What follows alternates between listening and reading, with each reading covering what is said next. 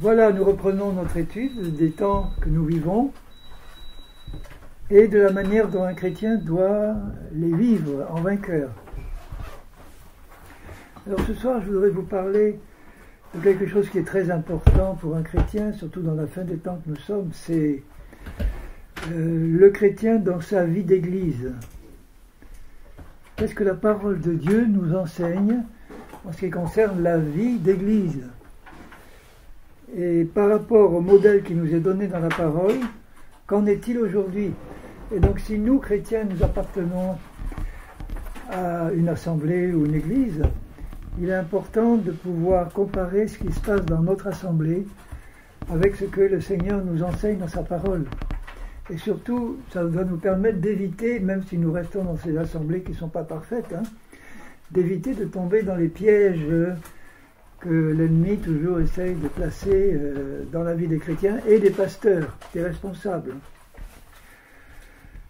Alors, je commencerai par lire au début de l'épître de Paul aux Philippiens, juste le début, les deux premiers versets du premier chapitre. Philippiens 1, versets 1 et 2. Philippiens 1, versets 1 et 2. Paul et Timothée, serviteurs de Jésus-Christ, à tous les saints qui sont en Jésus-Christ, qui sont à Philippe, aux évêques et aux diacres. Que la grâce et la paix vous soient données de la part de Dieu notre Père et du Seigneur Jésus-Christ. Déjà dans ces deux versets, vous avez quelques principes fondamentaux de la manière dont le Seigneur a organisé son Église.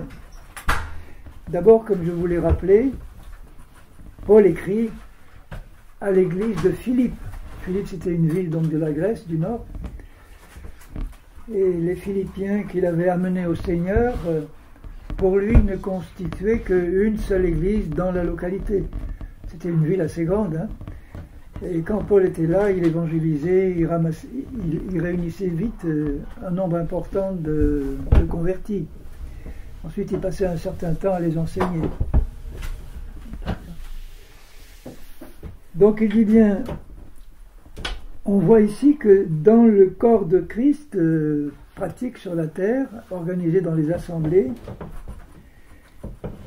il y a ici trois mentions simplement. Il y a les saints, les évêques et les diacres.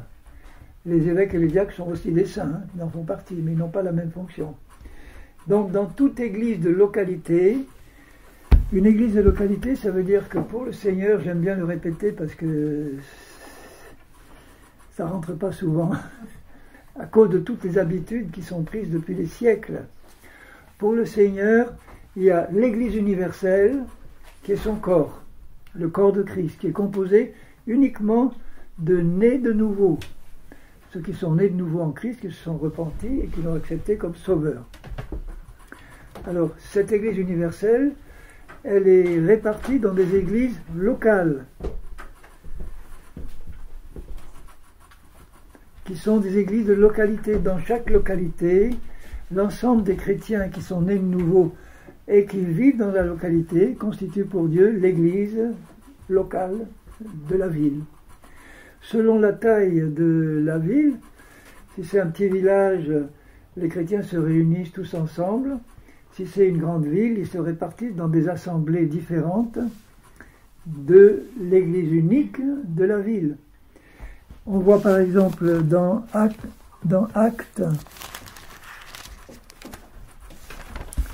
livre des Actes au chapitre 11,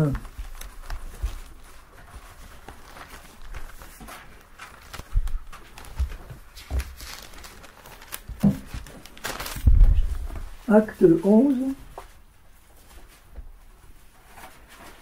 versets 25 et 26. C'était au début du ministère de Paul. Barnabas se rendit ensuite à Tarse. Paul était né à Tarse. Il était à ce moment-là dans sa ville pour chercher Saul. Il s'appelait encore Saul à l'époque. L'ayant trouvé, il l'amena à Antioche. Antioche, c'était une des villes principales de l'Empire romain. En fait, c'était la troisième ville de l'Empire romain après Rome et Alexandrie. C'était une ville très importante, il y avait à peu près 500 000 habitants. Une ville énorme pour l'époque. Et on estime qu'à Antioche, qui était l'église de prédilection de Paul, il y avait à peu près 10% de chrétiens. Ça fait quand même 50 000 chrétiens environ, hein, ce sont des chiffres approximatifs. Et il est dit là, l'ayant trouvé, il l'amena à Antioche. Pendant toute une année, ils se réunirent aux assemblées plurielles de l'église singulier. Dans l'église d'Antioche, il y avait 50 000 chrétiens qui se réunissaient dans des assemblées qui étaient, au début de la vie de l'église, uniquement dans des maisons ou des petits groupes. Parce que dans la pensée du Seigneur, la vie de l'église essentielle doit se faire dans des groupes restreints. Il n'a pas donné de chiffres parce qu'il n'est pas légaliste, mais disons, ça dépend de la taille de la maison, du nombre de chrétiens, dans des environs. Mettons 10, 20, 30, peut-être 50 maximum dans une maison, mais ce n'était pas des mégas, des assemblées énormes. Donc c'était toujours dans des maisons. Pourquoi? Parce que Dieu aime la vie de famille.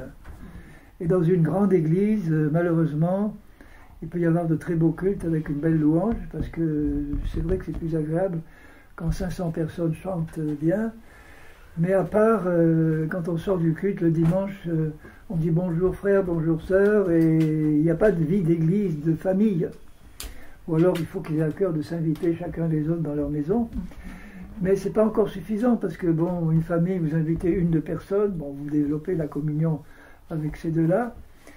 Mais dans la pensée du Seigneur, il a prévu des groupes restreints, parce que dans les réunions régulières qu'ils avaient entre eux, ça leur permettait de développer une intimité, une connaissance mutuelle, de partager leurs problèmes, de prier. Puisque dans le livre des Actes, vous vous rappelez que le jour de la Pentecôte, il y en a 3000 qui se sont convertis. Ça fait une masse de convertis. Au début, ils se réunissaient dans le temple, on les a mis dehors, et ensuite ils rompaient le pain dans les maisons, ils se réunissaient dans les maisons, parce qu'on ne les acceptait plus au temple. Et il est dit, ils persévéraient dans l'enseignement des apôtres, dans la communion fraternelle, dans le partage du pain, la scène, et dans les prières. Ça, c'est les 4 piliers de la vie de l'Église. L'enseignement ou l'étude de la parole, la communion fraternelle. Et pour qu'il y ait une communion fraternelle sérieuse, il faut qu'il y ait un groupe restreint. Comme par exemple le groupe que nous formons ici. Ce n'est pas un grand groupe, mais si nous vivions là dans le quartier, qu'on se réunissait en permanence, on aurait vite développé la connaissance mutuelle de nos problèmes, de nos difficultés ou de nos encouragements. Et les uns les autres, on pourrait s'apporter ce qu'on a de bon, partager les fardeaux les uns des autres, et c'est ça dans la pensée du Seigneur. Il est pour les petits groupes. Alors on n'est pas légaliste de dire il faut que ce soit toujours dans une maison et pas dans un bâtiment dédié. Bon, ça dépend aussi des populations et des endroits où nous sommes. Hein. Par exemple, dans un petit village, je ne sais pas, d'un coin reculé d'Afrique, où il y a encore des cases en boue et des toits de chaume, ils ne peuvent pas tenir à 20 dans cette case-là. Ils doivent construire un petit abri à côté pour réunir les 20, 30 ou 40 personnes. Donc, ce n'est pas ça le problème. Le problème, c'est de réaliser que Dieu aime les petits groupes pour développer une vie de famille. Ça, c'est la pensée de Dieu. Et donc là, on voit bien que pour Antioche, s'il y avait 50 000 chrétiens, mettons un groupe de 25 par maison, en gros, ça fait combien? Ça fait 2000 assemblées de maisons dans toute la grande ville d'Antioche. Au chapitre 13, au début, on voit qu'il y avait dans l'église d'Antioche des prophètes, des docteurs, Barnabas, Siméon, appelé Niger, c'était un noir, Lucius de Cyrène, Ménaën, qui avait été élevé avec Hérode, le frère de lait du roi Hérode, le tétrarque, et Saul. Saul qui était enseignant et prophète. C'est pas dit, mais on pense que ces 5 ministères, c'était les anciens de l'église d'Antioche. Donc vous voyez, 50 000 chrétiens répartis dans des centaines de maisons. Et à la tête de cette église, il y avait un petit groupe d'hommes qui avaient des ministères différents les uns les autres, mais qui ensemble formaient l'équipe d'anciens qui dirigeaient ou surveillaient cette église. Il n'y avait pas de pasteur au niveau des petits groupes, ça n'existait pas, la notion de pasteur unique n'existe pas dans la Bible. C'est toujours au niveau d'une localité, un groupe d'anciens, jamais un, 2, 3, 4 selon la localité, la taille, qui eux étaient appelés par Dieu à ce ministère d'anciens. Il y a deux noms pour définir dans le texte grec ancien. Le premier c'est épiscopos, épiscope, d'où est sorti évêque. Épiscopo en grec ça veut dire celui qui est placé au-dessus pour surveiller le troupeau, pour voir si tout va bien. Ils allaient de maison en maison, ils circulaient. S'il y avait des problèmes qu'ils n'arrivaient pas à régler au niveau d'une assemblée de maison, on s'en référait aux anciens. Donc ils étaient là pour surveiller, voir si la doctrine était bonne, voir si tout allait bien, lancer des initiatives, exercer une discipline quand il le fallait. C'était vraiment des conducteurs qui étaient choisis selon des critères très précis qui sont donnés dans la Bible, je vais les voir avec vous, et qui ensemble constituaient le troupeau, le groupe d'anciens du troupeau. Épiscopos, ou bien l'autre mot, c'était presbyteros. Presbytère, ça veut dire en grec un vieillard, un ancien, quelqu'un qui a de l'expérience. C'est pas un jeune converti. Donc vous voyez, ces anciens étaient vraiment choisis en fonction de leur qualité spirituelle et pratique, appelés par Dieu eux-mêmes, ils le savaient qu'ils étaient appelés par Dieu, et les chrétiens de la ville reconnaissaient vite cet appel, et à ce moment-là, ils officialisaient leur ministère en disant à tout le monde, voilà maintenant, Dieu manifestement a choisi, où Paul pouvait discerner qu'ils étaient appelés par Dieu, à être nommé ancien, quand lui circulait dans les villes qu'il évangélisait. Il faisait reconnaître à tout le peuple, et tout le peuple savait que dans cette ville, il y avait un tel, qui était nommé ancien de l'Église. Alors ces anciens étaient nommés selon les critères suivants. Par exemple, dans l'épître de Paul à Timothée, la première épître de Paul à Timothée, chapitre 3, verset 1er. Est-ce qu'on respecte aujourd'hui les critères de nomination des anciens? Cette parole est certaine. Si quelqu'un aspire à la charge d'ancien, d'évêque, donc de surveillant, vous voyez, l'aspiration de quelqu'un, c'était des hommes, il n'y avait pas de femmes anciennes, que des hommes. Écoutez bien ce que j'ai dit, les anciens, c'était que des hommes, parce que c'est un poste de responsabilité, d'autorité, et l'autorité sur l'Église, c'est les hommes qui l'exercent. Donc si quelqu'un aspire, c'est Dieu qui mettait l'aspiration dans le cœur de ces hommes, parce qu'il les appelait au ministère d'anciens, à la charge d'anciens. Il désire une œuvre excellente. Il faut que l'évêque ou l'ancien soit irréprochable, mari d'une seule femme. Mari d'une seule femme.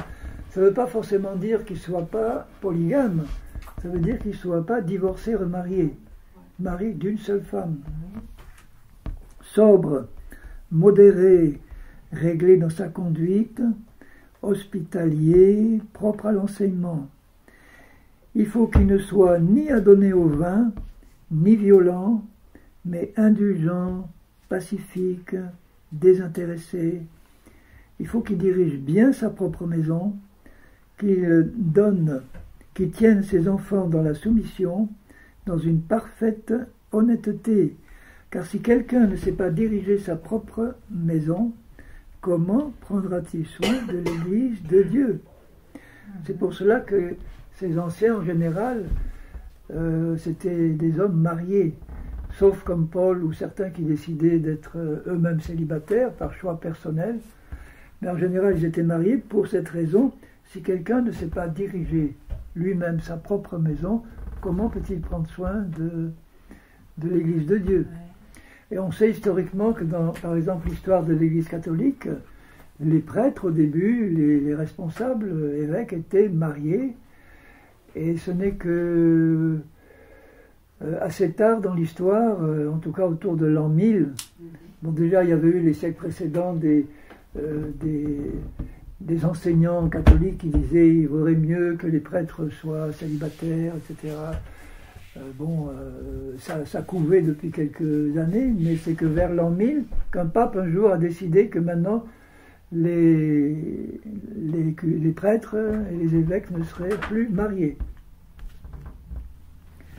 Pour des raisons pratiques, parce que les prêtres mariés avaient forcément un héritage. Hein.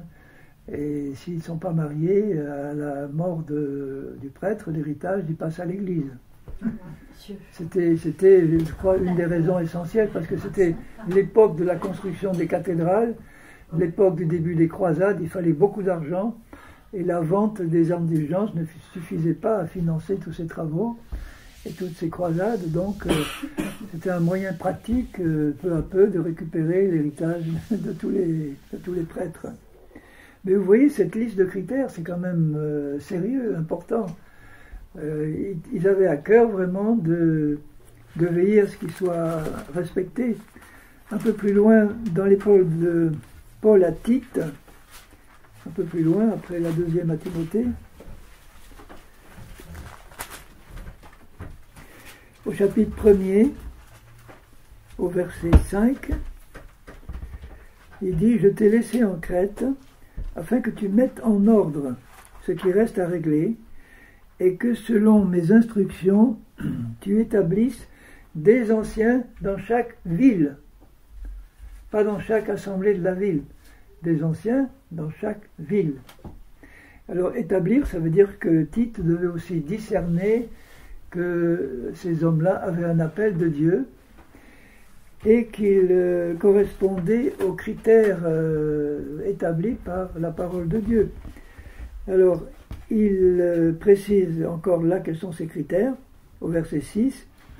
S'il s'y trouve quelque homme, pas femme, hein, la femme pasteur, ça n'existe pas dans la Bible, hein, quelque homme irréprochable, mari d'une seule femme, ayant des enfants fidèles, qui ne soient ni accusés de débauche ni rebelles, car il faut que l'évêque, ou l'ancien, c'est pareil, soit irréprochable comme économe de Dieu, qui ne soit ni arrogant, ni colère. J'en ai connu certains responsables qui étaient des colériques. Bon, c'est mauvais hein, quand on est ancien. Qui ne soit ni arrogant, ni colère, ni adonné au vin, ni violent, ni poussé à un gain déshonnête, mais qui soit hospitalier, ami des gens de bien, modéré, juste, saint, tempérant, ça veut dire patient, doux, enfin qui écoute, tempérant, attaché à la vraie parole telle qu'elle a été enseignée, afin d'être capable d'exhorter selon la saine doctrine et de réfuter les contradicteurs. Voilà ces critères qui étaient ceux que devaient remplir les anciens de la ville. Alors maintenant, comment étaient organisés les groupes de maison? Les groupes de maison qui comprenaient, mettons, 10, 20 personnes, hommes, femmes. Il n'y avait pas de responsable, de pasteur, sauf un des anciens de la ville qui pouvait appartenir à un groupe de maison. Mais c'était des frères et sœurs qui se réunissaient et la tâche principale qu'ils devaient résoudre, c'était de discerner quel était le ministère de chacun dans le groupe, hommes et femmes, pour discerner quel était son appel, l'aider à l'exercer, et puis permettre à ceux qui développaient leur ministère, permettre d'avancer, chacun les soutenant. Et bon, par exemple, on fait prêcher un soir un frère, on dit tiens, toi tu vas nous expliquer un passage, choisis-le. Il fait son speech. On en choisit un deuxième la réunion suivante pour faire toujours un exposé. Et puis un troisième, et on se rend compte très vite qu'il y a un appel d'enseignant ou pas, hein, selon la clarté, selon la justesse de son exposé. On verra très vite qu'au bout de quelques séances, tel frère, il n'est pas du tout fait pour être enseignant. Mais par contre, il a un appel pour être évangéliste, parce que quand il va dans les rues ou faire ses courses, on voit qu'il a à cœur d'évangéliser, qu'il a à cœur d'annoncer l'évangile. Et on lui dit, toi, essaye pas d'être enseignant, ça, tu peux pas, c'est clair. Il y en a qui insistaient, hein, ils disaient, non, non, moi j'aime bien enseigner. Mais non, le groupe dit, non, t'es pas fait pour ça, ne nous embête pas, réalise quel est vraiment ton appel, parce que c'est là que, d'une part, tu vas être heureux, et c'est là que tu vas pouvoir faire du bien aux autres. Donc ça posait la question des ministères, hein, puisque le ministère d'anciens était réservé à la ville. Dans les groupes, c'était des ministères particuliers, selon la couleur du ministère, qui étaient développés au niveau des hommes et des femmes du groupe. Et on va parler des ministères que Dieu interdit aux femmes. Non pas parce qu'elles sont moins bonnes que les hommes, mais parce que Dieu a un plan pour chacun et il faut le respecter. Alors par exemple, si vous regardez dans l'épître de Paul aux Éphésiens, au chapitre 4, et au verset 1er, Éphésiens 4, 1 et suivant. Je vous exhorte donc, moi le prisonnier dans le Seigneur, à marcher d'une manière digne de la vocation ou de l'appel qui vous a été adressé. En toute humilité, ça c'est pour tout le monde, hein. En toute humilité, douceur, avec patience, vous supportant les uns les autres avec charité. Vous voyez que même à l'époque, ils avaient besoin de se supporter les uns les autres, hein, parce que tous n'étaient pas spirituels dès le départ, hein, certainement pas. Vous efforçant de conserver l'unité de l'esprit, il parle de l'unité de l'esprit, j'en parlerai demain de ça, de ce problème-là, donc j'en parle pas maintenant, vous voulez conserver l'unité de l'esprit par le lien de la paix. Ça veut dire que nous devons nous efforcer à tout prix, dans nos relations mutuelles, de rester en paix, et d'être des ouvriers de paix. Pas chercher la bagarre, la discussion vaine, de dire aux autres qu'ils ont tort et que j'ai raison, sauf si vraiment le Saint-Esprit intervient pour qu'on donne une parole ferme, parce qu'il faut le faire à ce moment-là. Mais à ce moment-là, ce n'est pas d'une manière charnelle. Vous supportant les uns les autres avec amour, vous efforçant de conserver l'unité de l'esprit par le lien de la paix. Ensuite, il donne les éléments qui caractérise l'unité de l'Église de Christ. Il dit, voilà, il y a un seul corps, c'est le corps de Christ.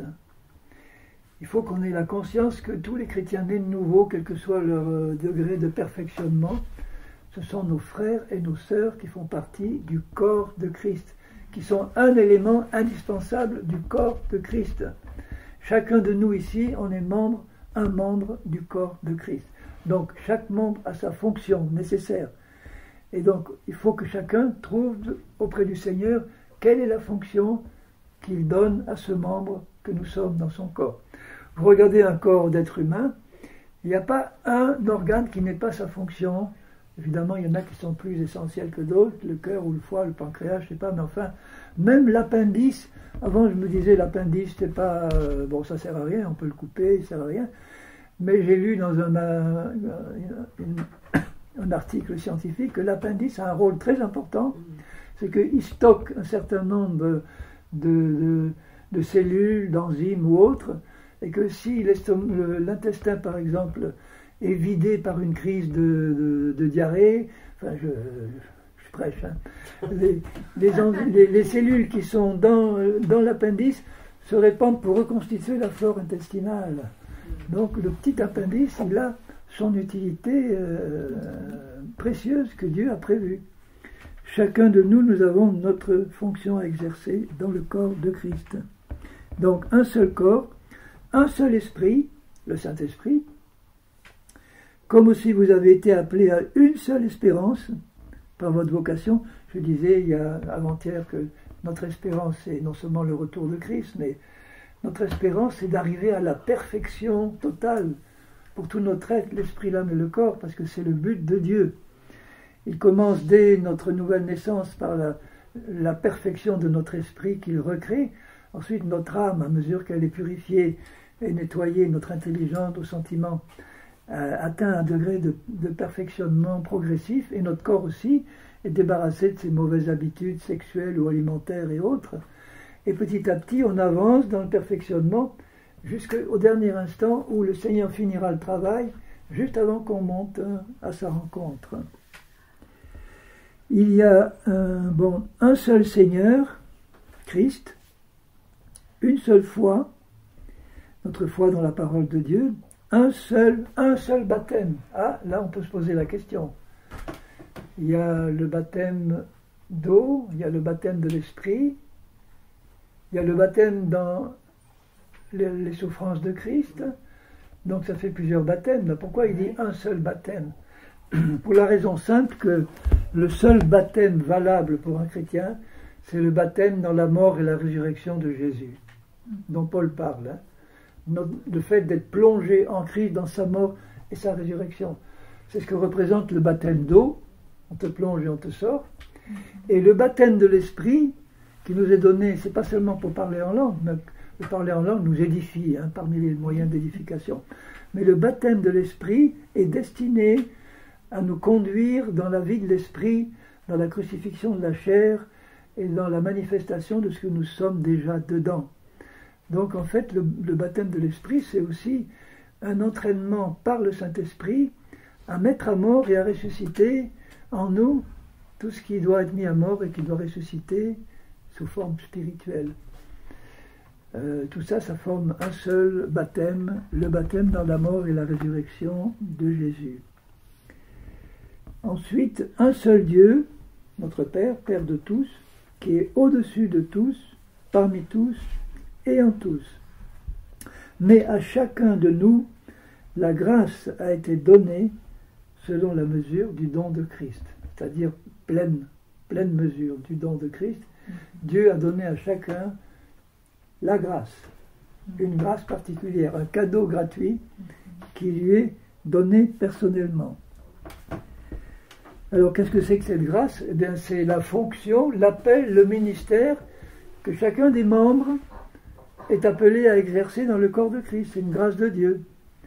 Pour ma part, j'étais appelé à enseigner, et je sais que dès les premiers jours, pas de ma conversion, mais de mon baptême de l'Esprit, j'ai compris quel était l'appel de Jésus, parce que j'avais un besoin d'enseigner. Avec le peu que je savais, il fallait que je l'enseigne à mes étudiants, aux uns, aux autres.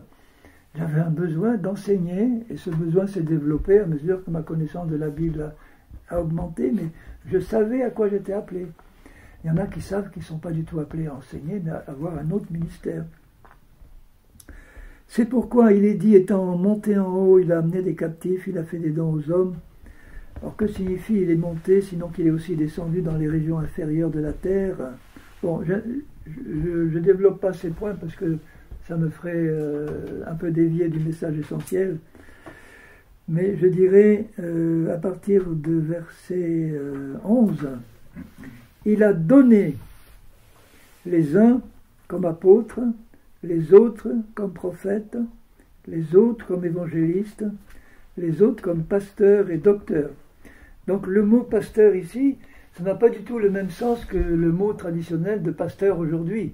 Aujourd'hui, le pasteur, c'est le chef de l'Église, c'est le directeur, celui qui dirige l'Église. Et en général, il est seul, ou dans certaines dénominations, il faut qu'il soit 2 ou 3 anciens, mais dans la plupart des églises évangéliques, il y a un pasteur unique. Et c'est une déviation de l'enseignement de Jésus au début, parce qu'au début, il n'y avait que, en matière de dirigeants, il n'y avait que des groupes d'anciens.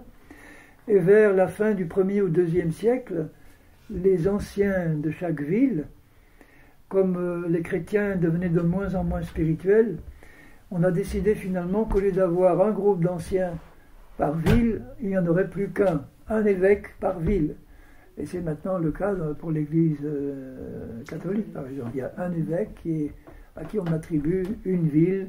C'est l'évêque de Rouen, c'est l'évêque de Paris, ou l'archevêque, puisque maintenant il y a des arches en plus des évêques que la Bible ne prévoit pas. Et puis au sommet, il y a... Alors vous avez là une liste de 5 ministères, mais ça ne veut pas dire que tous les ministères dans l'Église se limitent à ces 5-là.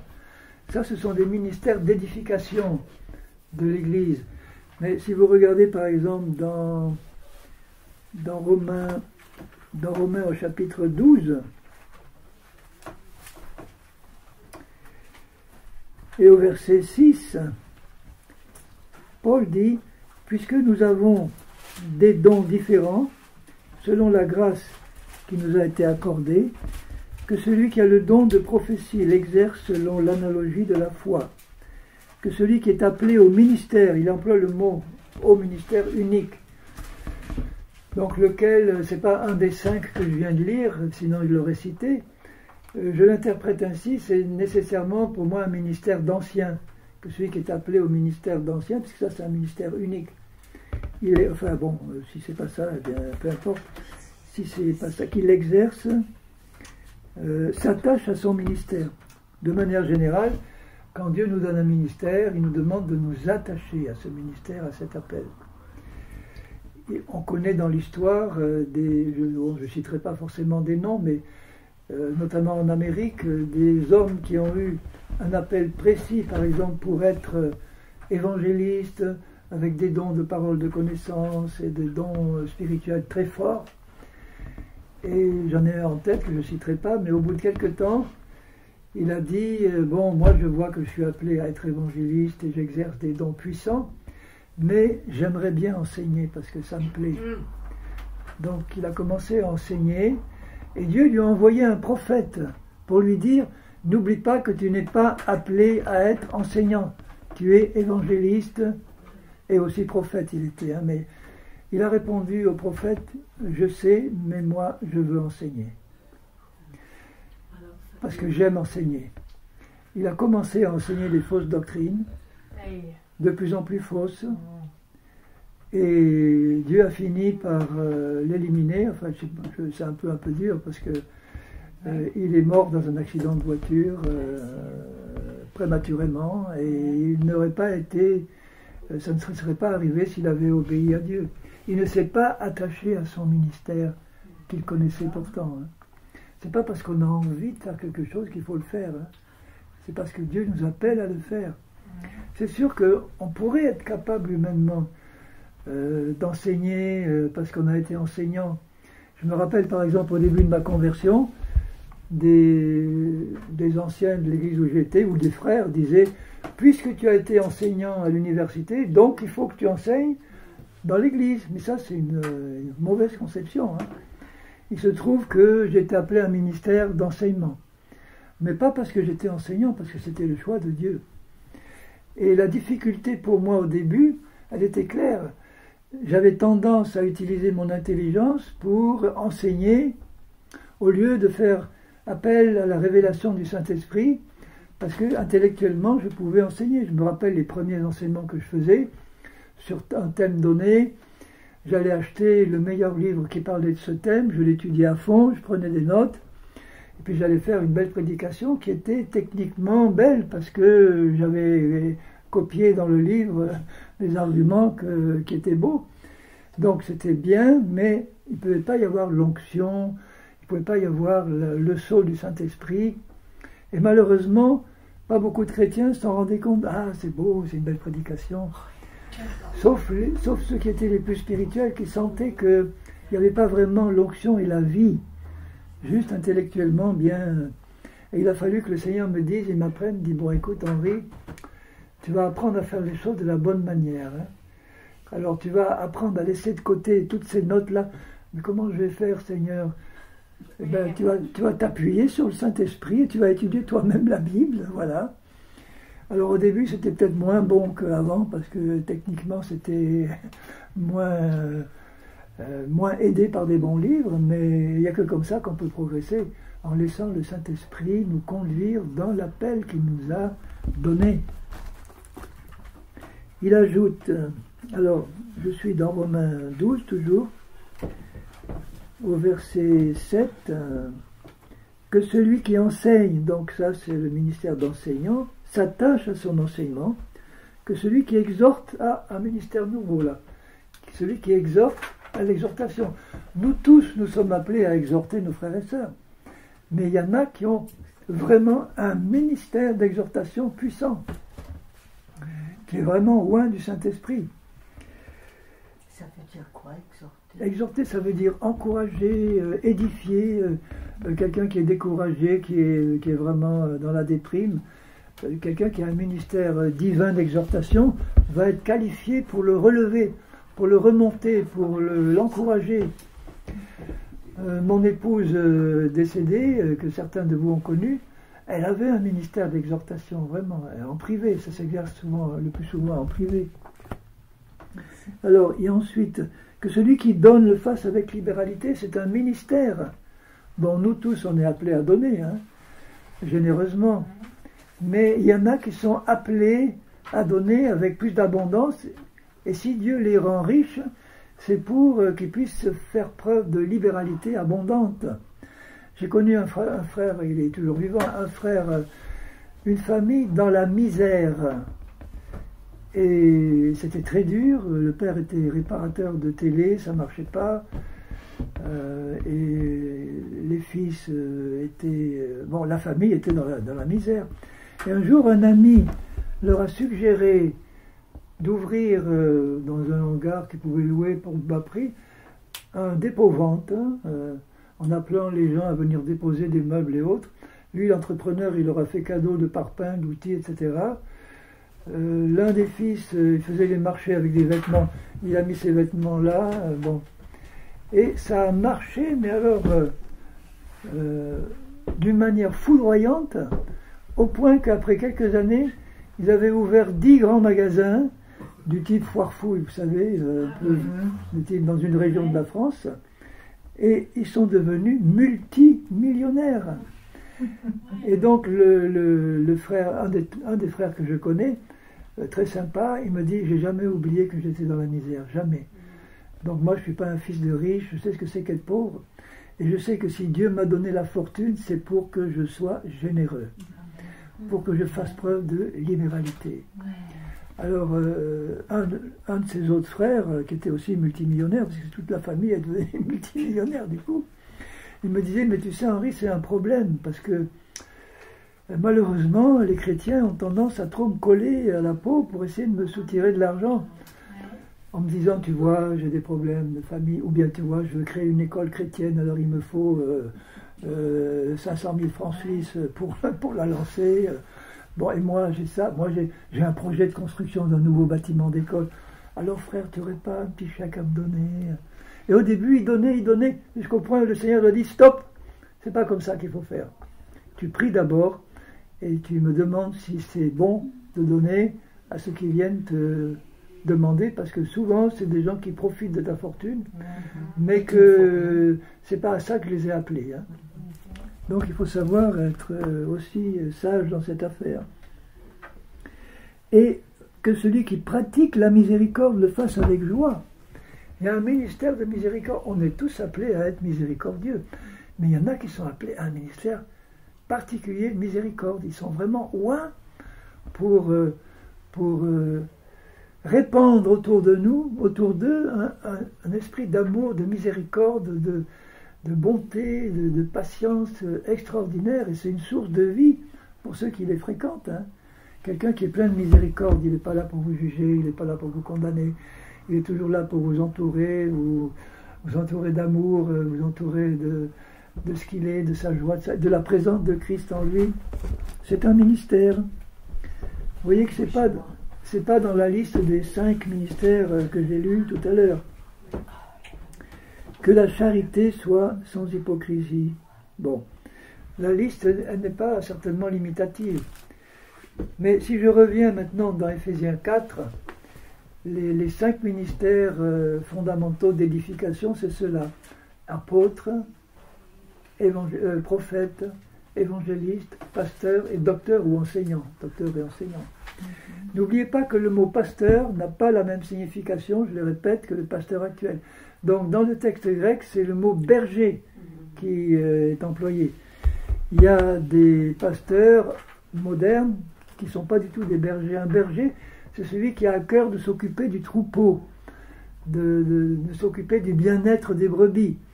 Un évangéliste, il a à cœur de s'occuper des perdus. Ce n'est pas le même public. Hein. Vous avez des pasteurs qui sont évangélistes d'appel, des pasteurs modernes, je parle, hein, qui n'ont pas du tout un cœur de berger, ce n'est pas leur appel. Mais on les appelle quand même pasteurs parce que le sens a été dévoyé par rapport au sens primitif. Alors, tous ces ministères, il le dit, donc je suis au verset 12, hein, les docteurs, pour le perfectionnement des saints. Le seul but de tous ces ministères d'édification, je suis au verset 12 de Éphésiens 4, verset 12. Éphésiens 4, 12. Vous suivez? Je ne vais pas trop vite? Non? Ça va? Alors je lis Éphésiens 4, 12. Voilà le but unique donné à tous les ministères pour le perfectionnement des saints. J'ai appelé mon blog pour le perfectionnement des saints. C'est l'unique but. En vue de l'œuvre du ministère. De quel ministère il parle là? Du ministère de chacun. Les 5 ministères sont appelés par Dieu à travailler ensemble au perfectionnement des saints, y compris les évangélistes. Ça veut dire qu'un évangéliste dont l'appel est de s'occuper de gagner des perdus, il ne doit jamais oublier que ces perdus-là, qu'il a amenés au Seigneur, il faut les confier aux autres ministères qui vont les perfectionner. Il ne faut pas les laisser dans la rue, enfin autant qu'il est possible, parce que quand on fait de l'évangélisation, bon. Mais l'évangéliste doit avoir à cœur de prévoir, de dire à ces personnes qu'il évangélise, il faut pas que tu restes tout seul maintenant que tu es sauvé. Il faut que tu te joignes, que tu laisses le Seigneur te conduire dans une assemblée chrétienne, ou en tout cas que tu cherches à bénéficier des autres ministères d'enseignants, de bergers, de prophètes, par exemple, que Dieu a établis dans l'Église, pour que tu puisses continuer à être perfectionné en vue de l'œuvre du ministère et de l'édification de tout le corps de Christ, jusqu'à ce que nous soyons tous. Alors, je pense qu'en Suisse, tous, ça veut dire pareil qu'en France, hein, sans une seule exception. Toutes les brebis qui sont là dans l'assemblée, le but de Dieu, c'est qu'ils soient tous parvenus à l'unité de la foi et de la connaissance du Fils de Dieu. Donc, à l'unité de la foi et à l'unité de la connaissance du Fils de Dieu. Quelle est la différence entre l'unité de l'esprit dont il parlait au début et l'unité de la foi? L'unité de l'esprit, c'est l'unité que nous avons déjà par le fait qu'on est tous nés de nouveau et que nos esprits sont déjà unis en Christ. Mais ça, c'est sur le plan spirituel. Maintenant, l'unité de la foi, c'est l'unité de connaissance de la parole de Dieu, de la foi en la parole de Dieu. Ça veut dire qu'il faut que la doctrine, que la parole de Dieu soit enseignée de manière à ce que tous les chrétiens progressent ensemble dans la connaissance de toute la vérité. C'est vraiment important. Ça veut dire que ces anciens, ces responsables, ces ministères, ils doivent avoir à cœur de donner tout le conseil de Dieu sans rien laisser de côté. Tout le conseil de Dieu. Sur tous les enseignements de la parole de Dieu. Rappelez-vous ce que Jésus dit dans Matthieu 28, avant de monter au ciel. Il dit à ses disciples, « Tout pouvoir m'a été donné dans le ciel et sur la terre. Allez, faites de toutes les nations des disciples. » Il ne dit pas des convertis, des disciples qu'il va falloir discipliner, les baptisant au nom du Père, du Fils et du Saint-Esprit, et enseignez-leur à observer tout ce que je vous ai commandé. C'est ça le but. Et tous les ministères doivent travailler en complémentarité les uns avec les autres. Bon, il y a l'apôtre. Un apôtre, c'est un ministère qui est envoyé loin de son église pour un travail, enfin, une action dans un autre endroit, un autre pays ou une autre ville. Paul était docteur, enseignant et prophète à Antioche. Et quand le Saint-Esprit l'a appelé avec Barnabas, qu'il a dit « Mettez-moi à part, Paul et Barnabas, pour l'œuvre à laquelle je les ai appelés », en partant, il est devenu envoyé, apôtre, avec Barnabas aussi. Je ne sais pas combien exactement, mais il y a une vingtaine d'hommes dans le Nouveau Testament, dans les Actes des Apôtres en particulier, qui sont appelés apôtres, parce qu'ils étaient envoyés en mission, et le fait d'être envoyé en mission hors de son Église, c'est un envoyé, un apôtre. Donc vous avez des apôtres qui ont un ministère international, comme Paul, il allait partout, et puis vous avez des envoyés qui ont un ministère plus réduit, mais qui sont quand même envoyés par le Saint-Esprit pour exercer leur mission. Et pour Dieu, l'un et l'autre ont la même importance et la même valeur. Un petit apôtre, entre guillemets, qui dirait à Dieu, bon, tu sais, Seigneur, tu me demandes d'aller au village d'à côté pour gagner 3 personnes, c'est pas digne de toi, Seigneur. Moi, j'ai envie de gagner beaucoup d'âmes à toi, donc, alors je vais partir au Québec ou, je sais pas, au Soudan pour gagner des multitudes, parce que tu en es digne. Qu'est-ce que lui dirait le Seigneur? Il dirait, mais fais ce que je t'ai demandé de faire, tu auras la même récompense si tu es apôtre, envoyé au petit village d'à côté pour gagner 3 personnes, si tu es fidèle, tu auras la même récompense que l'apôtre international qui est allé gagner 2 millions d'âmes. Et ils ont tous les deux obéi au Seigneur de tout leur cœur. Ça a la même valeur pour Dieu. En vue de l'œuvre du ministère, donc de l'édification du cœur, jusqu'à ce que tous soient parvenus à l'unité de la foi, à l'unité de doctrine dans la vérité. Regardez les différences de doctrine aujourd'hui dans les églises.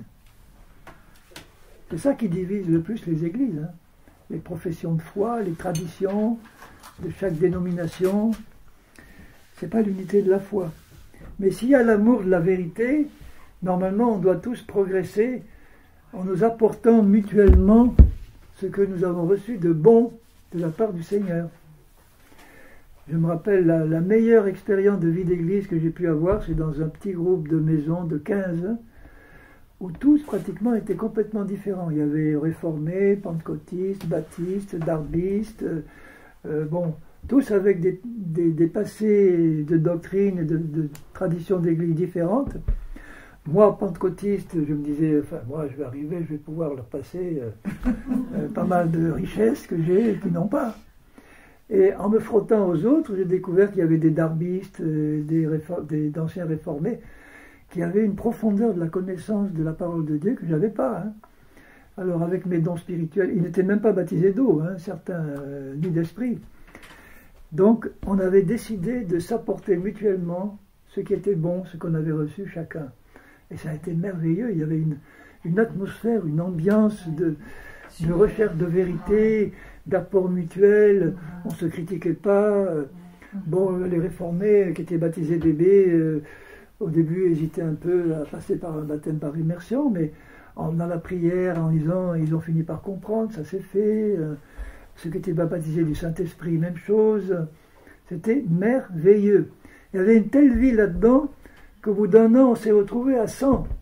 Pas dans la même maison, parce qu'on ne pouvait plus tenir, mais petit à petit, devant la croissance, je pense que ce qu'on aurait dû faire, c'est ouvrir une autre maison, et puis essaimer.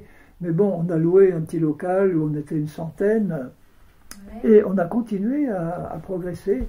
Ils ont reconnu mon ministère d'enseignement. Il y avait 2 anciens qui avaient été choisis avant que j'y arrive dans ce groupe. C'était pas 2 pasteurs, 2 anciens qui étaient là dans le petit groupe et qui ont continué à être anciens jusqu'au bout. Mais malheureusement, ça c'est au bout de 2-3 ans, c'est malheureux que ça arrive. Il y a eu une dégradation les 2 anciens un jour sont arrivés en disant maintenant qu'on est nombreux, il faut organiser. Quand j'ai entendu ce mot, j'ai commencé à frémir. Parce que d'habitude, on discutait toujours entre nous des projets, de ce qu'il fallait faire. Et un jour, ils sont arrivés en disant, nous nous sommes réunis, les deux anciens, et on a fait un projet de développement de l'Église.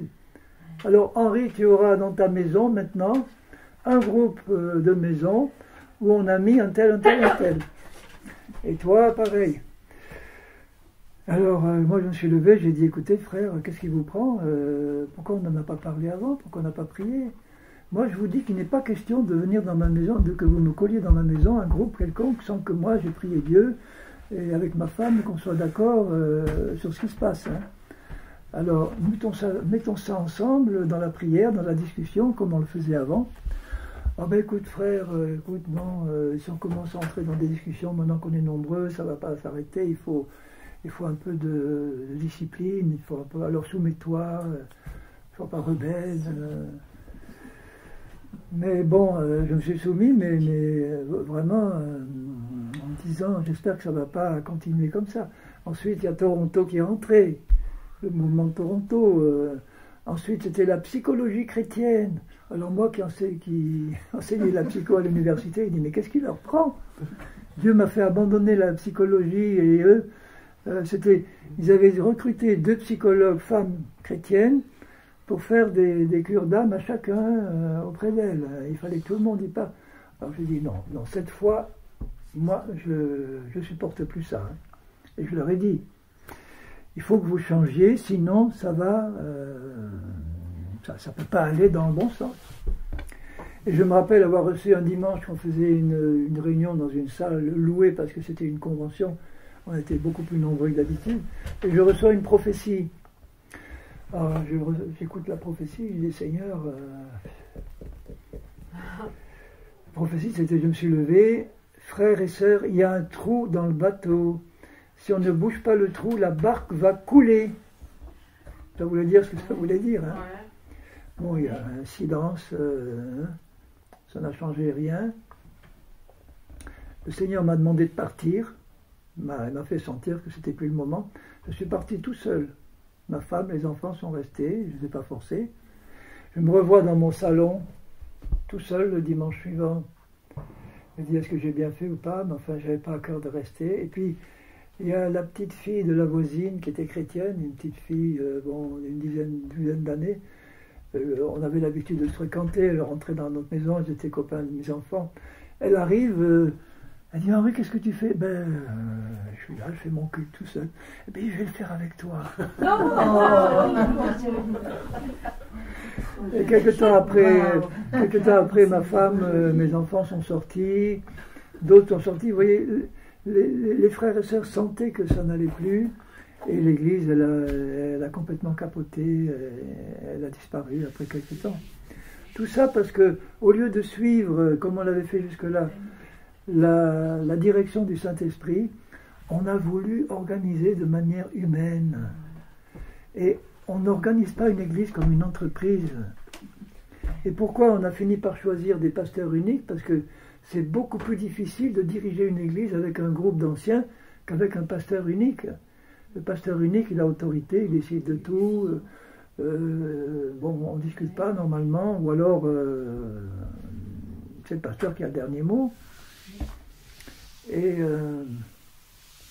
j'avais dit un jour à un pasteur d'une église où j'avais vécu un certain temps, et j'avais dû partir parce qu'on avait déménagé pour que j'aille travailler ailleurs, et en partant, je lui dis, tu sais mon frère, si jamais on revient dans la région, je ne suis pas sûr de revenir dans ton église. Hein.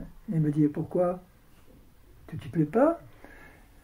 Je lui dis, c'est pas ça, mais tu diriges cette église comme un chef d'entreprise.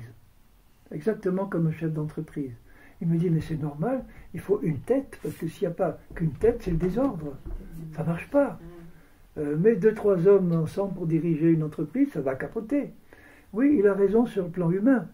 Mais sur le plan spirituel, quand on fait confiance au Saint-Esprit et qu'on laisse diriger, là, ça marche mieux à 3 qu'à 1, quand on est spirituel. Hein. Donc c'est une incitation à devenir spirituel et pas rester charnel. Hélas. Alors, à l'unité de la foi, je suis au verset 13, hein, et à l'unité de la connaissance du Fils de Dieu. Ah, j'aime ça, moi. Ça veut dire qu'il nous appelle tous à arriver au même stade de connaissance de Christ. Puisque la vie éternelle, c'est qu'ils te connaissent, toi le seul vrai Dieu, et celui que tu as envoyé. Alors, vous serez d'accord avec moi que la connaissance que chacun de nous a de Christ, elle est différente. On n'a pas tous la même connaissance de Jésus. Il y en a qui ont une connaissance plus large, d'autres qui ont une connaissance différente sur certains aspects du Seigneur. Et si on travaillait ensemble à nous révéler la connaissance que j'ai du Seigneur et que tu n'as pas, et que toi tu me passes la connaissance du Seigneur que tu as et que je n'ai pas, ça agrandit pour chacun de nous la connaissance que nous avons chacun. Et si on arrivait à échanger, tu sais, dans les expériences que j'ai connues dans ma vie, j'ai vu Jésus agir de telle manière. Ah, j'avais jamais compris ça, comment?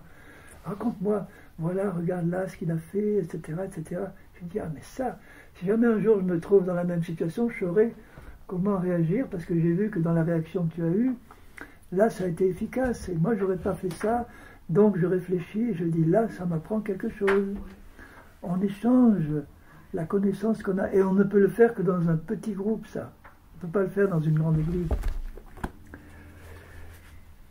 À l'état d'homme fait, à la fin du verset 13, il est dit, à l'état d'homme, le mot grec c'est parfait, et de femme aussi bien sûr, c'est l'être humain en général. Vous voyez que le but c'est toujours la perfection, à la mesure de la stature parfaite de Christ, afin que nous ne soyons plus des enfants, c'est-à-dire des chrétiens charnels, comme il le dit aux Corinthiens, vous êtes des chrétiens charnels, des enfants, des bébés. C'est pas le but du Seigneur. Il y a des chrétiens qui ont 40 ans de vie chrétienne, ce sont encore des bébés. C'est pas normal, hein. Un petit bébé qui reste bébé pendant 40 ans, il y a un problème là. À l'état d'homme fait, c'est le but de Dieu, qu'on travaille tous à nous édifier pour arriver à l'état de plus en plus parfait, hommes et femmes en Christ. C'est merveilleux ce plan que Dieu. Et afin que nous ne soyons plus des enfants flottants, emportés à tout vent de doctrine, par la tromperie des hommes, par leur ruse dans les moyens de séduction, mais que, professant la vérité, ça veut dire exprimant la vérité avec notre bouche, dans l'amour, nous croissions à tous égards en celui qui est le chef suprême, Christ. Voilà le but et la manière dont l'Église devrait fonctionner. Que dans ces petits groupes de maisons qui constituaient ensemble l'Église unique de la localité, ils avaient à cœur dans ce groupe, qui n'avait pas de pasteur, unique comme on le voit aujourd'hui, de développer, de discerner, de développer les ministères de chacun, pour que chacun puisse profiter des dons que Dieu avait donnés aux uns et aux autres. Maintenant, est-ce que les femmes, quelle est la place des femmes dans ce processus? Est-ce que les femmes peuvent être apôtres, prophètes, évangélistes, bergers, docteurs? Alors je dirais pas oui, mais parce qu'il y a des exceptions que Dieu demande. Par exemple, il est clair qu'une femme ne peut pas être ancienne d'une église, il le dit. C'est un homme mari d'une seule femme, s'il veut pas, à moins qu'il veuille rester célibataire. Donc déjà, la fonction d'ancien biblique est réservée à des hommes. Parce que je répète, c'est un ministère d'autorité, de discipline. Mais est-ce qu'une femme pourrait être bergère au sens biblique, c'est-à-dire qui a à cœur de s'occuper des brebis, de visiter les malades, de ramener ceux qui s'égarent, un ministère auprès des chrétiens, évidemment. On ne l'appellerait pas pasteur parce que le mot aujourd'hui il ne collerait pas avec, mais on peut l'appeler, elle a un cœur de bergère, et l'homme aussi a un cœur de berger. Est-ce qu'une femme peut être apôtre? Il y en a une, je crois, dans la Bible. Comment? Il y en a une, Junia. Oui, moi je dis que oui. Qu'est-ce que veut dire apôtre? Junia. Oui, à la fin de Romains, il appelle. Alors, je reviens à la définition d'apôtre, c'est envoyer. Envoyer à l'extérieur pour une mission spirituelle. Hein. Jamais entendu. Non, mais on ne discute pas là-dessus. Hein. Sur le principe, est-ce qu'une femme peut être envoyée par Dieu, quelque part ailleurs, pour exercer une mission spirituelle? Oui, moi je dis oui. Est-ce que vous savez que j'ai lu une statistique un jour que 75% des missionnaires sont des femmes dans le monde? 75%. 75%. Alors, il faut savoir ce que signifie le mot missionnaire. Ça veut dire envoyé par Dieu pour une mission spirituelle, laquelle, celle que Dieu lui montrera. Mais est-ce qu'une femme peut avoir un ministère de docteur? Moi, je dis non, parce que Paul dit, je ne permets pas à la femme d'enseigner. Je vais vous lire le passage et le contexte du passage. Hein. Une femme peut très bien enseigner, au sens expliquer la parole à d'autres, à son mari, ou même faire part à l'Église de ce qu'elle a reçu comme révélation sur une parole. Elle enseigne de ce côté-là. Mais ce n'est pas ça un ministère de docteur, d'enseignant. Et je pense que Paul avait la pensée d'être reconnu dans l'Église comme ayant un ministère officiel de docteur. Ça, je pense que la femme ne peut pas l'exercer. Bien qu'elle puisse enseigner à titre personnel, et notamment sous la supervision des anciens, pour expliquer des passages de la parole qu'elle a bien comprises, ou imaginez une femme qui a 20 ans de conversion, son mari vient de se convertir, elle va lui expliquer la parole, elle va l'enseigner, elle doit le faire, mais c'est pas ça un ministère de docteur.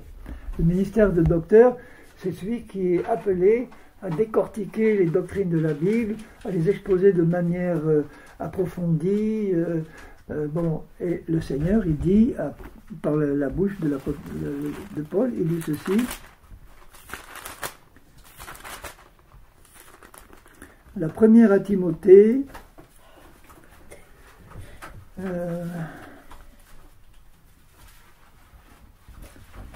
chapitre 2, verset, bon, à partir du verset 8, hein, je lis. Je veux donc que les hommes prient en tout lieu, en élevant des mains pures, sans colère ni mauvaise pensée. Bon, là, on est tous d'accord. Je veux aussi que les femmes, vêtues d'une manière décente, marqué entre parenthèses, on pourrait dire ça à certains hommes aussi, hein. Mais peut-être qu'à l'époque, les femmes avaient peut-être plus tendance à... Bon, enfin bref, il dit que les femmes vêtues d'une manière décente, avec pudeur et modestie, ne se parent ni de tresses, ni d'or, ni de perles, ni d'habits somptueux.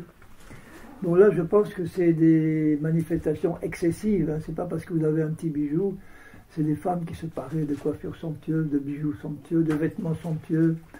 C'est pas tellement... Je pense qu'une femme qui est une femme spirituelle, elle comprendra d'elle-même que c'est pas ça que Dieu lui demande, hein. Parce que souvent, c'est fait dans un but de séduction, et Dieu n'accepte pas ce type de comportement. Mais qu'elle se pare de bonnes œuvres, comme il convient à des femmes qui font profession de servir Dieu, que la femme écoute l'instruction en silence dans une entière soumission. Il parle de l'instruction donnée par les docteurs, par les enseignants. Pourquoi il demande à une femme d'écouter l'instruction en silence, d'après vous? Pour s'instruire, parce qu'elles n'étaient pas instruites à l'époque. Parce qu'elles n'étaient pas instruites. À l'époque. Et elle pouvait peut-être déranger l'instruction en posant beaucoup de questions, parce qu'il le dit à un autre passage, il dit si tu as des questions à poser à ton mari, pose-les à la maison parce que tu perturbes la réunion en n'arrêtant pas de poser des questions pendant l'enseignement. Bon, enfin bref. Mais moi, ce que je lis, c'est le verset 12, c'est ça qui m'intéresse. Je ne permets pas à la femme d'enseigner. Bon, est-ce que c'est Paul qui parle ou c'est le Seigneur? C'est le Seigneur qui parle par la bouche de Paul. Bien sûr qu'il est Est-ce que c'est parce qu'elles n'étaient pas instruites? Voilà, elles disaient des bêtises. C'est pour ça aussi qu'il faut remettre dans le contexte. Non, mais moi je ne me limite pas au contexte, parce qu'aujourd'hui il y a des femmes qui ne sont pas instruites non plus, hein. Donc c'est pas une question. Une femme qui n'est pas instruite, elle va s'instruire de la parole, mais c'est pas pour enseigner qu'elle le fait. Si Dieu lui interdit d'enseigner, d'avoir un ministère de docteur, je dis, hein. Pourquoi il le dit? Est-ce que les raisons qu'il invoque sont toujours valables aujourd'hui? Alors je lis les raisons pour lesquelles il dit je ne permets pas à la femme d'enseigner ni de prendre l'autorité sur l'homme. Ça veut dire, normalement, une femme chrétienne ne doit pas se comporter d'une manière autoritaire envers un homme, ou son mari, par exemple. Hein, parce que ça n'a pas permis à une femme soumise. Une femme soumise, c'est une question de cœur, c'est pas une question d'obéissance aveugle. Une femme soumise, si son mari est charnel et lui commande de faire quelque chose qui va contre ses convictions ou qui soit impur, elle va rester soumise dans le sens, elle ne va pas lui rentrer dedans, elle ne va pas faire preuve de violence, de rébellion, mais elle lui dira gentiment, chérie, c'est non, parce que ce n'est pas ma conviction, ce n'est pas conforme à la parole. Donc elle reste soumise en désobéissant. C'est important de le comprendre. Mais là, il dit, car Adam a été, verset 13, a été formé, oui, mais elle doit demeurer dans le silence, c'est pas de manière absolue. C'est à propos de l'enseignement qu'il dit ça. Le contexte le montre, parce qu'une femme qui prie, qui prophétise, qui prêche, je fais une différence entre prêcher et enseigner. Enseigner, c'est exposer les doctrines de manière approfondie et de manière complète. Prêcher, c'est proclamer une vérité. Est-ce qu'une femme peut, dans ce sens, proclamer des vérités, prêcher? Mais oui, c'est pas de l'enseignement, ça. Donc une femme qui prêche, moi ça ne me dérange pas du tout. Mais une femme qui commence à exercer un ministère de docteur ou être reconnue dans l'Église comme ayant un ministère de docteur, je pense que ça va contre la pensée de Dieu, parce que Adam a été formé le premier, Ève ensuite. Ce n'est pas Adam qui a été séduit, mais c'est la femme qui, séduite, s'est rendue coupable de transgression. Alors quand il dit elle sera néanmoins sauvée en devenant mère, il faut bien le comprendre selon le contexte. Hein. Ça ne veut pas dire que c'est le fait d'être mère qui la sauve. Mais le fait d'être mère, ça veut dire qu'elle est épouse, et qu'en étant épouse, elle est sous l'autorité d'un homme qui, dans la pensée de Dieu, doit être spirituel, et que cet homme spirituel va lui pouvoir prendre soin de sa femme pour l'enseigner, et lui éviter de tomber dans la séduction qui consisterait pour cette femme à dire j'ai un ministère d'enseignement et je l'exerce seul en dehors de l'autorité de mon mari, par exemple. Donc elle sera sauvée en devenant mère, c'est-à-dire femme. Elle sera sauvée de quoi? De la séduction qui risque d'être la sienne si elle commence à exercer un ministère de docteur. Parce que souvent, beaucoup de sectes ont été fondées par des femmes. Des sectes comme Madame Blavatsky et d'autres, enfin, ce sont des sectes qui ont été créées par des femmes. Et des femmes sont parfaitement capables d'être spirituelles et de ne pas enseigner des fausses doctrines, mais il y a un risque plus grand de séduction pour la femme que pour l'homme, c'est clair, dans la pensée de Dieu. Pourquoi? Parce que la femme est un être sensible. La femme est sensible à l'amour. La femme est sensible aux belles paroles. Et les séducteurs, quand ils arrivent pour séduire une femme, ils la séduisent avec des belles paroles. C'est les oreilles des femmes qui sont les plus en danger. Alors que l'homme, c'est la vue. Ils sont séduits par la vue, par la beauté d'une femme, par ce qu'ils voient. Donc, pour éviter à la femme de tomber dans ce piège d'être plus facilement séduite, Paul lui dit « Tu n'exerceras pas un ministère de docteur ». Mais moi, j'ajouterais, mais je ne pense pas me tromper, que ce n'est pas une interdiction absolue à la femme d'enseigner, comprenez, hein? Pourvu qu'elle ne soit pas reconnue dans l'Église comme ayant un ministère officiel de docteur. Est-ce que vous avez compris là que j'essaye d'expliquer ce que j'explique? Moi, je n'ai pas bien compris, parce que si par exemple la femme, son mari ne veut rien entendre parler de Dieu, ben, elle ne pourra jamais poser des questions à son mari, puis elle va être coincée. Enfin, eh bien, elle les posera à un autre frère, ou à, je ne sais pas, au responsable, à l'ancien, à un ministère d'enseignement qui est là. Elle n'est pas limitée au contact avec son mari en matière de connaissances spirituelles. Hein. Donc elle est normalement une femme chrétienne, elle doit être membre d'un groupe ou d'une assemblée, à moins que son mari la tienne prisonnière, mais normalement, une femme chrétienne peut recevoir un enseignement, des ministères d'enseignement qui sont établis dans l'Église. Elle peut étudier elle-même la parole, elle peut, aujourd'hui je parle, elle peut chercher des enseignements dans des sources fiables pour développer sa connaissance de la parole. Hein. Vous avez une statistique des sectes qu'il y a plus d'hommes que de femmes? Parce que je suis étonnée d'entendre ça. Non, je sais qu'il y La a... femme est sensible au Saint-Esprit, peut-être aussi plus, donc c'est aussi positif. Mais oui, mais je ne dis pas que la femme est insensible au Saint-Esprit. Elle est sûrement plus sensible au Saint-Esprit que l'homme. Mais elle est aussi plus sensible à d'autres esprits déguisés.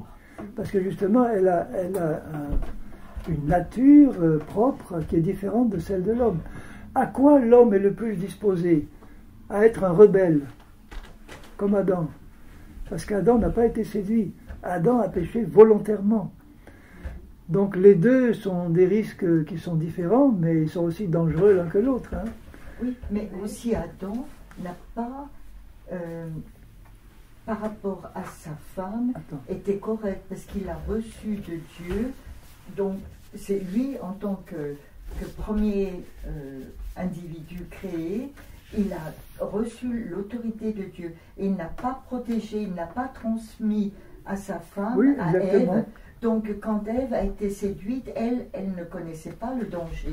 Donc je pense que là, l'homme a été responsable. L'homme est responsable. C'est pour ça et que devrait Paul protéger dit, sa femme. C'est pour ça que Paul dit dans Romains 5, il dit que le péché est entré par l'homme. Absolument. Pas par Ève. Absolument. Bien que ce soit elle qui ait été séduite. Oui. Parce que Adam, quand il a été créé, c'est lui qui avait reçu le commandement de Dieu. Oui. Vous ne mangerez pas de ce fruit. Exactement. Car vous mourrez certainement. Exactement. Et quand la femme répond au serpent, nous ne pouvons pas toucher, il n'avait pas interdit de le toucher, le Seigneur, ni manger de ce fruit, de peur que nous mourions.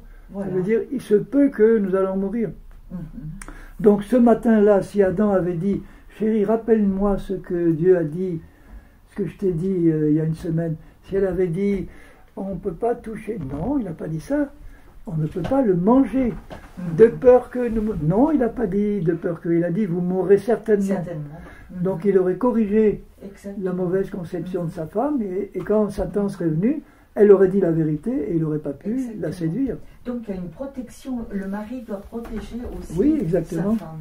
C'est le mari qui doit transmettre la parole à sa famille, à sa femme, à sa famille. C'est ça l'autorité de l'homme, c'est de protéger sa femme, et la femme est soumise, elle se met sous la protection de son mari, c'est ça un peu la... disons, normalement, l'homme étant la tête et la femme le corps au niveau du couple. Hein. Ça veut dire que c'est l'homme qui a la responsabilité en tant que serviteur de sa femme, puisque le vrai chef, la chef c'est tête. Hein. Christ dit, moi qui suis Seigneur et Maître, vous dites bien, je suis venu pour servir, et il leur lave les pieds. Donc le mari spirituel, doit toujours essayer d'avoir un temps d'avance, je dirais, sur le développement de sa femme, pour être capable de lui apporter quelque chose de positif et de la préserver, de la garder dans le sens spirituel, de préserver, qu'elle soit préservée des séductions ou des mauvaises doctrines, qu'elle soit préservée des attaques du malin. Mais les séductions viennent aussi, si l'homme n'aime pas sa femme, comme il est dit dans la Bible, il devrait s'aimer lui-même. Alors, excusez-moi, mais c'est en train d'être enregistré, on risque peut-être de ne pas entendre. Alors ce que je vous suggère, c'est de noter, c'est sûr qu'au moment où vous l'entendez, vous notez la question, et on va passer un temps pour répondre. Hein, parce que je crains que ça n'enregistre pas ce que vous dites, parce qu'on est un peu loin là.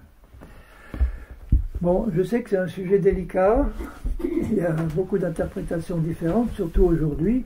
Aujourd'hui, vous avez des femmes pasteurs qui sont donc des anciennes d'église, et je pense que c'est une erreur, c'est pas du tout prévu par Dieu, bien qu'elles soient capables humainement de le faire, quelquefois mieux que les hommes, mais Dieu a dit non, c'est un ministère réservé à des hommes, parce que c'est un ministère d'autorité spirituelle.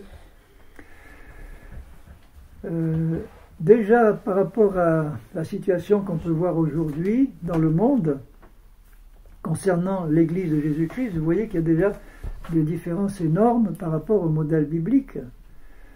Aujourd'hui, qu'est-ce qu'on voit? Bien sûr, on parle du corps de Christ unique, universel, mais il y a des dénominations sans nombre, chacune étant campée dans sa position, chacune étant dirigée par des dirigeants suprêmes au niveau national ou international.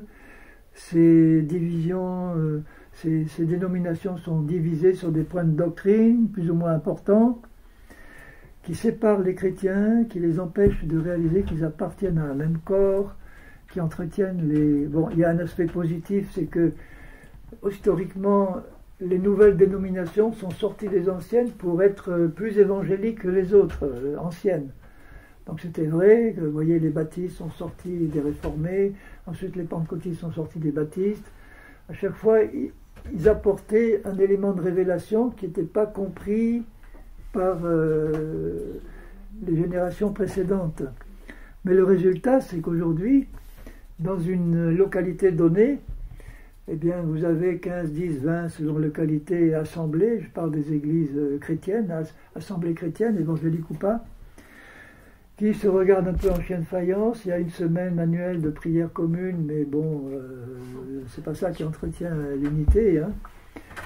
Et souvent, c'est des couteaux tirés, c'est pas du tout l'unité de la foi que le Seigneur nous appelle à atteindre. Et c'est triste. Le ministère d'anciens n'existe plus au niveau de la ville, sauf peut-être dans un petit village où il y aurait qu'une dizaine de chrétiens qui se réunissent ensemble.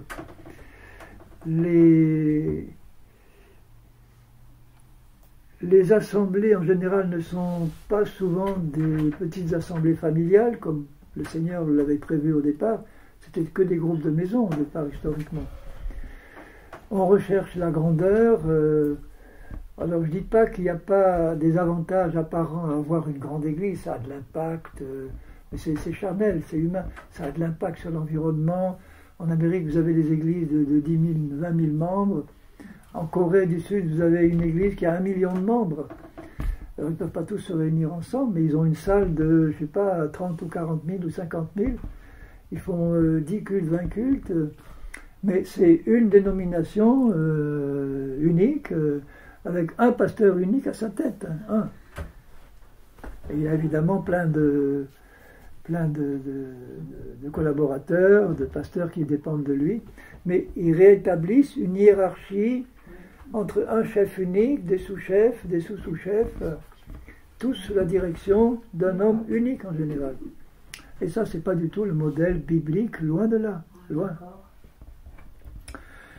Donc c'est l'autre catégorie de ministères dont je n'ai pas parlé, c'est-à-dire vous avez les saints, les chrétiens, dans une ville, les saints, répartis dans des maisons, chacun ayant un ministère distinct, différent, dans chaque groupe. Au niveau de la ville, vous avez les anciens, et vous avez les diacres et les diaconesses. Eux sont chargés des affaires plutôt matérielles, financières, distribution de nourriture, etc. Et là, Paul fait mention des femmes diaconesses et des hommes diacres, donc là, il n'y a pas de problème. Mais on ne voit plus en général le modèle biblique réalisé dans la pratique de ce qu'on voit aujourd'hui dans l'organisation et le fonctionnement des églises. Ça veut dire que ça ne va pas pouvoir marcher comme Dieu le souhaite. Il y aura toujours un blocage quelque part. Est-ce qu'il est possible de revenir au modèle biblique? Moi je dis théoriquement oui, mais en pratique je ne le vois pas. Je ne le vois pas parce que les habitudes sont trop ancrées. Imaginez au niveau d'une ville, vous avez une église pentecôtique, baptiste, réformée, je parle des églises évangéliques. Hein, bon. Pour que ça revienne au modèle biblique, il faudrait que tous ces pasteurs démissionnent, qu'ils puissent discerner si au niveau de ces pasteurs, il y en a qui sont vraiment appelés à être des anciens de la ville, s'ils remplissent les critères bibliques, et que ces églises-là soient réparties dans des groupes de taille humaine. S'il y en a une de 300, elle dira bon, mais on va faire des groupes de taille humaine dans des maisons ou des bâtiments dédiés, mais de taille limitée, pour qu'on puisse développer une vie d'église, où on laisserait chaque maison ou chaque petite assemblée autonome, sans que les responsables viennent s'en mêler pour donner des directives applicables autoritairement à toutes les maisons. On les laisse autonomes. On décide de reconnaître officiellement au niveau de la ville 3 ou 4 anciens. Les autres, ils vont réintégrer les pasteurs qui n'ont pas été admis parce qu'ils ne remplissent pas les critères, et il y en a beaucoup. On va les mettre au niveau des saints. et on va essayer de fonctionner comme ça. Est-ce que vous pensez que ça peut être possible? Non.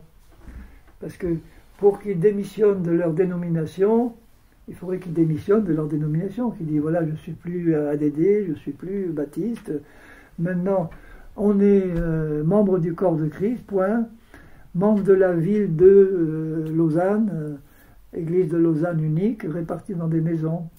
Il faut changer la mentalité des responsables, il faut changer la mentalité des chrétiens, parce qu'il y a des chrétiens qui sont tellement enfoncés dans la dénomination, j'en connais qui me disent « Tu ne me feras jamais sortir de ma dénomination, hein, de mon église, c'est mon église sacrée. » Oui, mais alors il y a des tas de choses qui ne vont pas, mais c'est l'église de mes ancêtres, c'est l'église de mes parents, c'est mon église, depuis que je suis né dans le Seigneur, tu ne me feras pas changer d'église.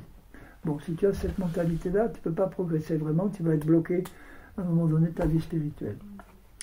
Donc la situation est désespérée sur le plan pratique, mais il y a une grande espérance, c'est qu'actuellement, comme on est à la fin des temps, mais c'est de tout temps ça a été le cas, les chrétiens qui aiment la vérité se rendent compte que ça ne va pas, et à titre personnel, ils essayent de mettre en place un modèle aussi proche que possible de l'Église. Par exemple, dans l'Église où je suis, c'est une Église qui appartient à une dénomination française, et le Seigneur m'a mis à cœur d'y appartenir. Je ne dis pas parce qu'ils sont membres d'une dénomination, c'est Satan, donc il faut les fuir. Non, le Seigneur me dit, tu es là, tu es accepté comme enseignant, exerce ton ministère librement, et j'ai à cœur de l'exercer librement. Tant pis si ça dérange, ça provoque souvent des remous, mais j'essaye avec la grâce de Dieu d'être sage. Et j'ai la grâce d'avoir un jeune pasteur qui est un ami, qui a compris que la vie vraiment de l'Église ne se passe que vraiment dans des petits groupes. Donc il a eu à cœur de répartir les membres de l'Église, on est 120 maximum, dans des groupes de maisons, où on peut... bon, il a donné quelques directives générales, mais sans vraiment imposer une autorité dictatoriale, juste quelques conseils d'ensemble. Il a essayé de mettre dans les différents groupes des frères ou des sœurs plus spirituels pour coordonner l'activité du groupe, hein, sans que ce soit le pasteur du groupe. Et je vois dans notre petit groupe à nous, où je suis avec ma femme, c'est là qu'on vit vraiment notre vie d'église, parce que le dimanche, on a un culte plus ou moins bon, une bonne louange, on ne se connaît pas tellement bien, on se dit bonjour, au revoir, on s'invite quelquefois à titre personnel, mais c'est pas ça la vie d'un groupe familial. Et là, on est heureux dans le petit groupe de maison, on est une douzaine, hein, pas plus. On partage, je fais un petit enseignement de 10 minutes, on voit les questions, on répond. Qu'est-ce que tu as compris du culte du dimanche dernier? S'il y a des questions, quels sont vos sujets de prière? On les partage. Je prie pour les malades, on prie pour les malades du groupe et des autres. On prie pour l'église, on prie pour le pasteur. Là, je me sens bien. Beaucoup mieux que dans l'église, dans le grand groupe, qui a aussi ses avantages. La louange dans le grand groupe, elle est meilleure que dans le petit groupe. Hein. On chante affreusement faux, mais enfin, peu importe, c'est le cœur qui compte. Donc, c'est déjà, vous voyez, un pas dans la bonne direction. Si chaque église de grande dénomination faisait ça, ça avancerait peut-être plus vite. Je sais qu'il y a des grandes églises qui répartissent leur église dans des groupes de maisons. Mais, en général, le pasteur commande de manière autoritaire, celle que je connais. Il délègue un ancien ou quelqu'un à qui il donne l'autorité sur le groupe, et chaque groupe doit étudier chaque semaine de la même manière le thème que le pasteur principal impose à toutes les groupes, soi-disant pour l'unité générale de l'assemblée, ou bien il impose d'étudier, de réétudier le message du dimanche précédent à tous les groupes de maison. Bon, là, il y a une forme d'autoritarisme et de pression qui, dans la pratique, je le sais parce que certains anciens que je connais me le disent, ça ne marche pas. Et quand notre pasteur a décrété ça, bon, on a obéi puisqu'il fallait obéir, mais on voit dans la pratique qu'il n'y a plus la liberté qu'il y avait avant. Bon, il y a moins de risques peut-être de dérapage, mais il faut prendre des risques avec le Seigneur. Tu te rends compte, il y a un des groupes qui est devenu judaïsant. Et on s'en est pas rendu compte, et ils ont commencé à judaïser, à adopter des formes de la loi juive, et ils ont fini par partir. Tu vois, si on avait exercé plus d'autorité, ça ne serait pas passé. Mais non, ils ont envie de judaïser qu'ils judaïsent, et qu'ils partent. Si on s'en rend compte, parce qu'il y a une surveillance, eh ben, on essaie de les persuader que c'est pas ça, on les enseigne, mais s'ils tiennent, et on dit, bon, ben, allez judaïser ailleurs. Hein. Donc je suis quand même dans la foi et l'espérance, parce que comme je sais que l'Église fidèle, l'épouse, elle est composée de chrétiens spirituels ou de chrétiens qui veulent devenir spirituels, qui ont à cœur de passer du stade de chrétien charnel progressivement à celui de chrétien de plus en plus spirituel. Là, je sais que l'Église de Jésus-Christ, elle se prépare à son retour, elle se sanctifie, et elle a à cœur d'obéir et de mettre en place la vie pratique de l'Église, c'est-à-dire de trouver, même s'ils appartiennent à une dénomination traditionnelle, de trouver le moyen, en privé, de vivre les 4 piliers de l'Église qui sont l'enseignement, l'étude de la parole, la communion fraternelle, le partage du pain et les prières. Et je connais des groupes comme ça qui sont même constitués de chrétiens de plusieurs églises différentes, qui se réunissent. Le mieux, c'est de prévenir leur pasteur et de dire voilà comment ça se passe. Hein. S'ils ont une interdiction de le faire, là, on prie le Seigneur, on dit au Seigneur qu'est-ce qu'il faut faire. Est-ce que je reste maintenant ou pas? Moi, je suis allergique à toute forme d'autoritarisme. Allergique, ça veut dire que bon, je suis capable de supporter un certain temps, mais pas trop. Parce que ce n'est pas le but du Seigneur de mettre en place un système autoritaire sous prétexte de surveillance et de contrôle. Voilà mes bien-aimés, il y aurait sûrement beaucoup de choses à dire, mais on va peut-être passer maintenant à des questions et à ce qui peut vous intéresser. Donc je vais arrêter mon enregistrement.